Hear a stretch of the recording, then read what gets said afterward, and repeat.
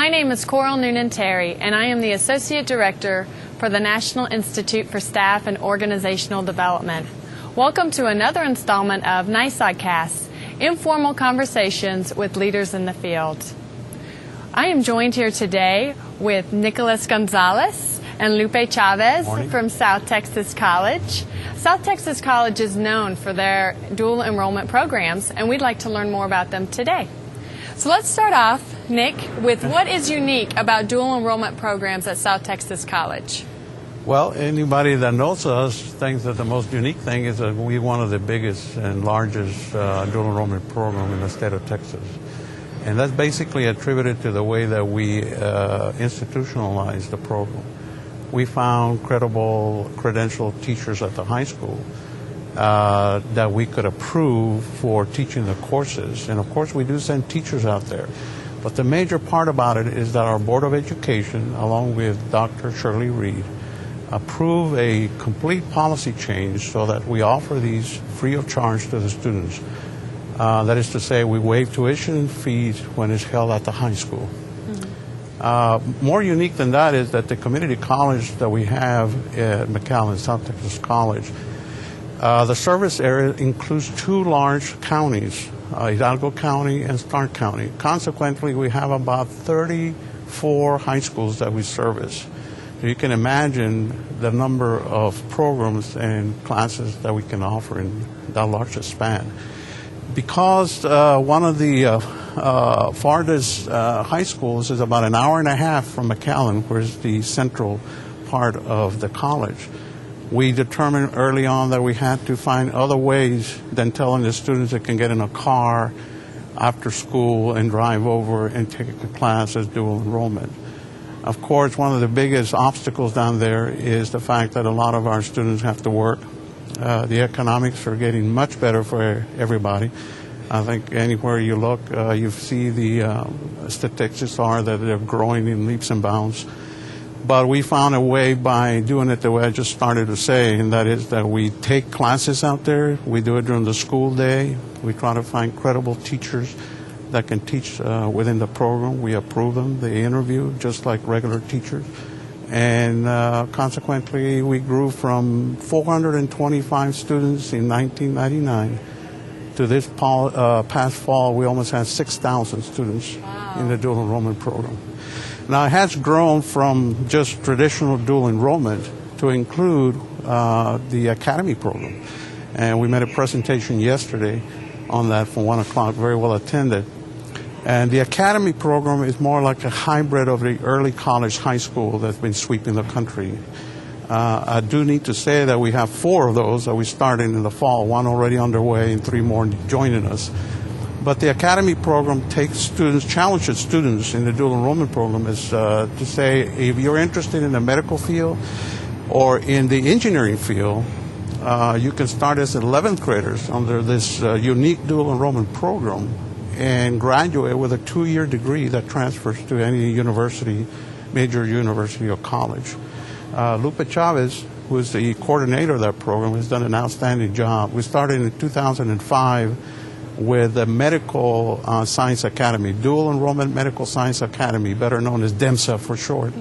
And we have graduated students with scholarships. They're all over the country now, and we started the engineering program, and it's just been phenomenal. So that's another part of the dual enrollment that we're very proud of. Lupe, you want to talk about that perhaps? Yes. The unique part of our program, as Mr. Gonzalez was mentioning, is that students get the opportunity to experience the whole college experience, because with this dual enrollment academy programs, students actually take all of their classes on campus, on our college campus. So really the way this works, students spend half a day at their high school, which is the morning hours, and then in the afternoon, Monday through Fridays, students are enrolled full-time at our STC campuses, taking either their associate's degree in engineering or in biology. Now, the unique thing about this program as well is that there's a lot of student support services that we offer as part of the academy programs, which range from tutoring to guest speakers, bringing in different universities from all over the state and the nation. We also talk to them about time management skills, personal workshops, academic workshops, college knowledge workshops, and just a whole intense unit in creating that awareness through either different engineers or different doctors that come and present in our academy programs. I'm sure you had to face some challenges along this way. What are some of the challenges you had to face, and how did you overcome them? Well, initially is the major challenge anybody faces when you do something new, and that is a change. Oh my God, how are they going to do that? That can't happen, and so on. And then being a community college, we rely a lot on resources coming from tuition and fees and other sources. We are not a total state institution, and we do get contact hours and so on. But there's always that question mark: can these juniors and seniors make it? You're going to set them up for failure, or what have you. But I was an ex-high school principal. I was a high school principal and assistant for many years, and I knew as a fact that any time anything started new, like the honors program, oh my God, they won't be able to do it. Sure enough, it grew in leaps and bounds, and then we were the first ones south of San Antonio to start the AP program, Advanced Placement Program, and sure enough, that grew. And I've known that for years that a lot of juniors and seniors are just yawning through the last 2 years. It's not as challenging as it could be. So I felt that there was a unique group of students out there that we could help. Now let me emphasize one thing before it gets array here, and that is that we don't just take the very top students, etc. We look at students that are borderline but could benefit from a program like this, as exhibited by their essay. Perhaps the attendance rate is very crucial for these things. We look at that very carefully, recommendations and so on, and we get them in the program. And so we take in what you would consider just average, a little bit above average students, and they have excelled, So the challenge is that, and then economically, when we first started the program, it was like Dr. Reed would say for a long time, our president, the college was so needed that it was more like shoot, aim, ready. We just went and did it. So rather than waiting for a grant to be approved first and then approach the school districts and what have you, we just said, hey, let's get this thing rolling and let's start doing it, and that will come later. And sure enough, thanks to Lupe and the accountability office that we have, we're very good at helping us write the grants and submit grants. We've been able to sustain the program and obviously expand it, starting from 17 students to this next year we have close to 200. From a student perspective, because I work with them almost on a daily basis, some of the challenges that they did encounter was, for example, time management. We have to understand that these are our students who are tackling their high school courses in the morning, and in the afternoon they're tackling a full-time college load of classes, and we're talking about 14 to 15 college credit hours. Also, we have some students that are involved in extracurricular activities at their high school. We have some students that actually have to work, so to help support the family with mom and dad. So this is where we came in as an academy, and we establish all these different workshops so that they can know how to manage their time, how to prioritize, how to set goals. We have an outstanding faculty that we work with, and through the 2-year program, and through the faculty of South Texas College that teach in our academy programs, we monitor their progress every 3 weeks. And that is an opportunity for the instructors to inform us if there's, for example, a student that probably needs to improve on their time management, maybe on their test-taking skills. And this is where we come in as an academy program and facilitate those sessions for the students so that they can be successful. Now, each academy program has a retention specialist assigned, and these people act as their case managers, sort of. And what they do is they facilitate workshops, they meet with the students on a weekly basis, they do individual sessions, things of that nature. They're the ones who work very closely with the instructors.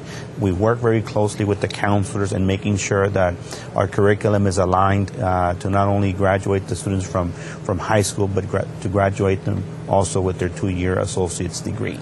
Nick, what do you see yourself in the future And say in 5 years, what do you think dual enrollment at South Texas College will look like? Well, I mentioned yesterday that the dual enrollment program, which, if I may, I'm very visual, is a huge program and growing. We managed to change the law back in 2005 to allow career and technology WECM courses to also be done as offered as dual credit. We're very careful with those because unlike the academic courses at the high school, which is basically the core curriculum that counts in any degree, the WECM courses, a student has to be really advised and screened, or they're really interested in drafting, as an example, or what have you. And so that's a growing aspect with 34 high schools and growing. I mean, the population that is exploding, so they're building high schools. I'm going to be really swamped with all these offerings that we have to have. We do send a lot of teachers out there and teaching, but we have embarked in other programs, not only the academy program and growing. We have the early college high school initiative that high schools, school districts down there are very interested in pursuing, and we have 4 of them that we're starting up. One of them on campus. 100 students, freshmen, will be coming on campus and mingling with our kids. But basically, they start out on their own and focusing on being college ready. But we have, with a change in the state law where students may continue to go to high school up to 25 years. I don't know if you're aware of that. This is for students that have not graduated from high school. Basically, it's a tax question. They haven't passed one of the Texas Assessment of Knowledge and Skills tests, the 4 components that they, instead of them going back to the high school, in effect being embarrassed to go back, they didn't graduate to take classes or preparation classes for the tax.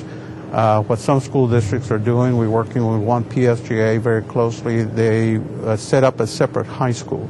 They applied and got approved to set up a separate high school away from the other 3 that they have, major high schools, where students go there. They take, we train their teachers for college success. That's a developmental course, how to organize, how to take down notes, all these kind of things. We train their teachers and staff so that they are delivering that information. And putting the kids through that beyond also what they need specifically individually to graduate. And at the same time, we told them after the beginning of the fall semester and mid-semester in October, when they took the tax, that we would enroll them in college courses. They're still dual enrollment students. And so there were surveys done, and we started them in medical terminology and computer applications and welding and electricity and drafting, things that they were interested in. So that was a big motivator for these kids, you know, to say, hey, I'm going to this special school, I'm going to get my tax covered or whatever it is, and I'm in college already, you know. And of course they get a transcript and they get a ID card and so on, so that's very motivating.